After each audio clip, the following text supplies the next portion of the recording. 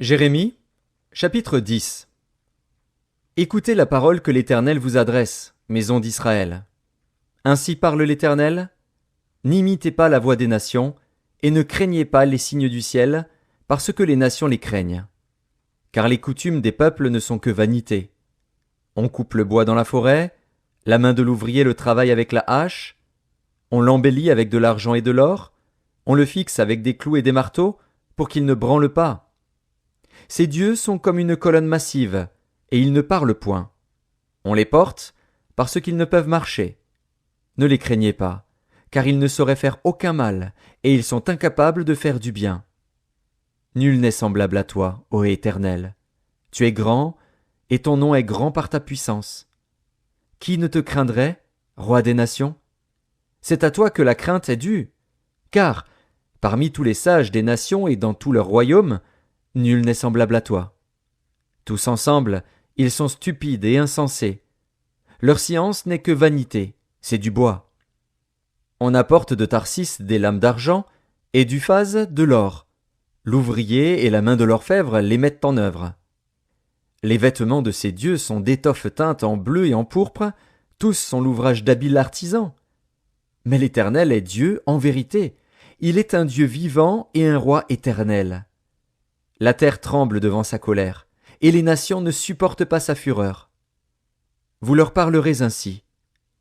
Les dieux qui n'ont point fait les cieux et la terre disparaîtront de la terre et de dessous les cieux. Il a créé la terre par sa puissance, il a fondé le monde par sa sagesse, il a étendu les cieux par son intelligence. À sa voix, les eaux mugissent dans les cieux, il fait monter les nuages des extrémités de la terre, il produit les éclairs et la pluie, il tire le vent de ses trésors. Tout homme devient stupide par sa science. Tout orfèvre est honteux de son image taillée. Car ces idoles ne sont que mensonges, il n'y a point en elles de souffle. Elles sont une chose de néant, une œuvre de tromperie. Elles périront quand viendra le châtiment. Celui qui a la part de Jacob n'est pas comme elle, car c'est lui qui a tout formé, et Israël est la tribu de son héritage. L'Éternel des armées est son nom. Emporte du pays ce qui t'appartient, toi qui es assise dans la détresse. Car ainsi parle l'Éternel, voici, cette fois je vais lancer au loin les habitants du pays, je vais les serrer de près, afin qu'on les atteigne.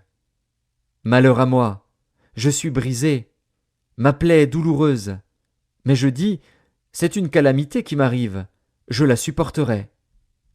Ma tente est détruite, tous mes cordages sont rompus, mes fils m'ont quitté, ils ne sont plus. Je n'ai personne qui dresse de nouveau ma tente, qui relève mes pavillons. Les bergers ont été stupides, ils n'ont pas cherché l'Éternel.